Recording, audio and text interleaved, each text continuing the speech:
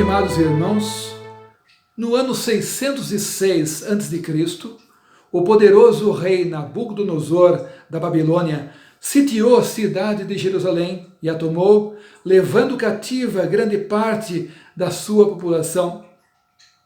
Entre estes havia 4 jovens piedosos, inteligentes, cultos: Daniel, Ananias, Misael e Azarias. Os 3 últimos são conhecidos pelos seus nomes babilônicos: Sadraque, Mesaque e Abdenego. Todos conhecemos muito bem a sua história. Certa vez, o rei Nabucodonosor mandou construir uma grande estátua de ouro. No dia da inauguração da imagem, quando soasse a música de vários instrumentos, todos deveriam cair de joelhos e adorar a estátua. Se alguém não o fizesse, seria lançado na mesma hora numa fornalha ardente. Sadraque, Mesaque e Abdenego se negaram a adorar a estátua. Logo, foram denunciados ao rei, que os exortou a que o fizessem. E acrescentou: "E quem é o Deus que vos poderá livrar das minhas mãos?" Isso está no capítulo 3, verso 15. Eles, porém, afirmaram que não adorariam a imagem, mesmo que isto lhes custasse a vida. Aqui, à primeira vista, parece que Deus abandonou a seus servos. Parece que Deus deixou aqueles homens sozinhos, pois não os socorre abertamente, não os socorre instantaneamente. O rei ordena que sejam lançados em uma fornalha de fogo. Nenhuma ajuda do céu aparece para eles. Se ela acontecesse, seria, sem dúvida alguma, uma prova viva e notável da sua fidelidade. Entretanto, aqueles jovens estavam preparados para suportar aquela provação.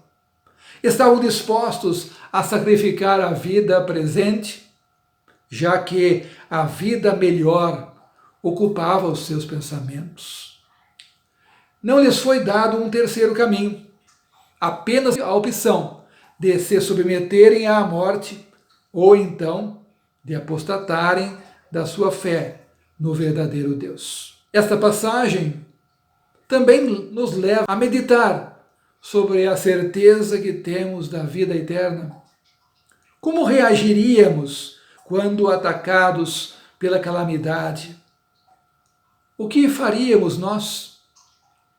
Seríamos talvez medrosos, covardes, tomados de medo, terror? Fingiríamos para nós mesmos uma falsa segurança? Essa narrativa não é apenas para que nós venhamos a admirar, a celebrar a coragem desses 3 homens fiéis, mas principalmente a sua constância, a sua convicção da presença de Deus com eles. São verdadeiros exemplos de imitação pela sua fidelidade ao Senhor.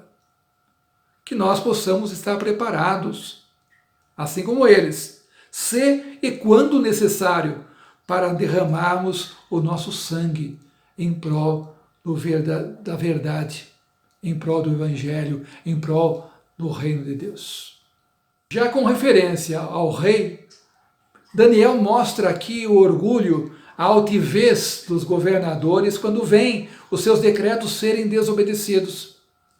Quando não conseguiu desviá-los de sua fidelidade a Deus pelo medo da morte, a cólera de Nabucodonosor somente aumentou. Ele era dotado de muitas virtudes, mas aqui nada mais podemos perceber do que a sua crueldade, do que a sua barbárie. Vemos também Deus que se agrada com a nossa firmeza, embora possa não produzir nenhum fruto imediato neste mundo. Muitos se desculpam de não lutar mais valorosamente, mais corajosamente pela glória de Deus, supondo que poderiam perder seu trabalho, que se morressem a sua morte seria infrutífera, mas ouvimos aquilo que Jesus declara, que esse sacrifício é agradável a Deus quando morremos pelo testemunho da sã doutrina, embora a geração diante da qual damos testemunho do nome de Deus seja uma geração adúltera, uma geração perversa, má, ainda que talvez ela seja ainda mais endurecida pelo nosso testemunho, pela nossa perseverança. O Senhor Jesus diz em Mateus capítulo 5, versos 11 e 12, bem-aventurados sois quando por minha causa vos injuriarem e vos perseguirem e mentindo disserem todo mal contra vós. Regozijai-vos e exultai, porque é grande o vosso galardão nos céus, pois assim perseguiram os profetas que viveram antes de vós. Também em Mateus capítulo 10, versos 32 e 33, nós lemos, portanto, todo aquele que me confessar diante dos homens, também eu o confessarei diante de meu Pai que está nos céus. Mas aquele que me negar diante dos homens, também eu o negarei diante de meu Pai que está nos céus. E ainda, Marcos capítulo 8, verso 38, que diz assim, porque qualquer que nesta geração adúltera e pecadora se envergonhar de mim e das minhas palavras, também o Filho do Homem se envergonhará dele, quando vier na glória de seu Pai com os santos anjos. Nabucodonosor não deixou por menos. Em seu desejo de aterrorizar a mente de todos os judeus com esse castigo cruel, já que o rei ordenou que a fornalha fosse aquecida 7 vezes mais do que antes. Escolheu os carrascos mais fortes. Ele lhes ordenou que suas ordens fossem cumpridas à risca. A chama foi tão forte que matou os carrascos só com a proximidade do fogo. Então, o rei olhou para dentro da fornalha e levou um grande susto. Em vez de enxergar os 3 homens contorcendo-se, sendo consumidos pelo fogo, viu 4 homens caminhando soltos na fornalha, sem sofrer dano algum. E o 4º homem, disse ele, é semelhante a um filho dos deuses. Alguns acreditam aqui se tratar do eterno Filho de Deus, Cristo Jesus, o anjo da aliança, não de um anjo criado qualquer. Ele apareceu muitas vezes antes de assumir a nossa natureza em sua encarnação. E não seria nada mais adequado, pois ao libertar os seus escolhidos do fogo, ele prenunciava a libertação plena que nos daria na consumação dos tempos. Aqueles que sofrem por Cristo gozam da sua presença graciosa com eles em seus momentos de sofrimentos. Até mesmo quando passamos pela fornalha ardente, pelo vale da sombra da morte, podemos dizer com o salmista, não temeremos mal algum, porque tu estás comigo, a tua vara e o teu cajado me confortam. O rei ficou muito temeroso e os chama para fora, constata que estavam intactos e que seu castigo havia se tornado uma grande demonstração do poder de Deus para com seus servos. É assim que Deus frustra aos ímpios. Quanto mais impiedosamente eles se opõem, mais ele demonstra o seu poder. Então, o rei escreveu a todos os povos e nações do seu vasto reino, aquilo que está registrado em Daniel 3, 28 a 30.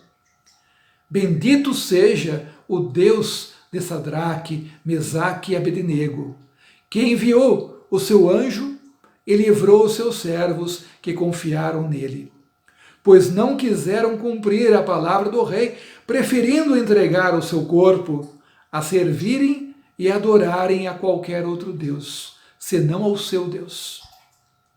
Portanto, faço um decreto pelo qual todo o povo, nação e língua que disser blasfêmia contra o Deus de Sadraque, Mesaque e Abdenego, seja despedaçado, e as suas casas sejam feitas em monturo, porque não há outro Deus que possa livrar como este.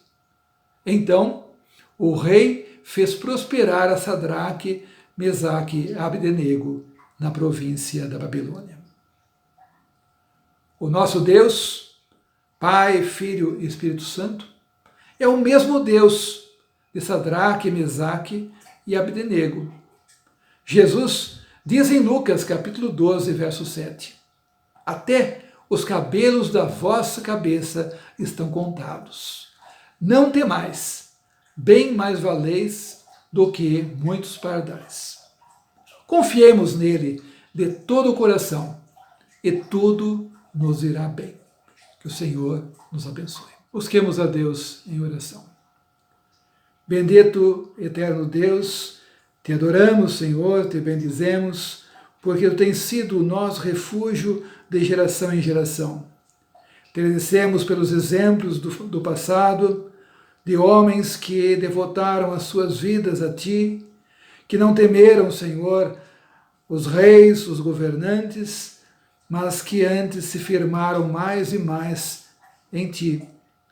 Que nós possamos, Senhor, seguir os seus exemplos, que nós possamos estar cada vez mais convictos de que tu és um Deus que conheces absolutamente todas as coisas, que nem um fio de cabelo cai que não seja de tua vontade expressa. Abençoa-nos, Senhor, dá-nos cada vez mais fortaleza em nossa fé. Abençoa-nos, Senhor. É o que te rogamos, em nome de Jesus. Amém.